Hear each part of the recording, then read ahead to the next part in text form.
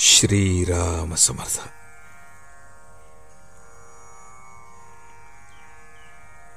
वैराग्य वाचून सारा परमार्थ लटकाय.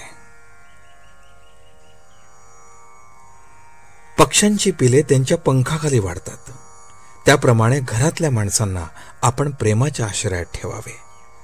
आपण त्यांच्यावर प्रेम करतो याची जाणीव ज्याला असेल, त्याचे दोष काढलेले त्याला बोचत नाहीत. आईने मुलाचे दोष त्याला सांगितले तरी त्याला त्याचे वाईट वाटत नाही. रोग्याच्या अंगातला ताप निघाला की त्याला शक्तीचे औषध लागू पडते, कारण शक्ती येणे हे स्वाभाविक आहे. त्याचप्रमाणे अंतःकरण शुद्ध झाले की परमार्थ सोपा बनतो. परमार्थात मनाचे कष्ट आहेत, कारण आपल्याला मनाच्या आजपर्यंतच्या सवयीच्या उलट जायचे आहे, आणि म्हणूनच परमार्थाला अगदी स्वतःपासून सुरुवात करायची.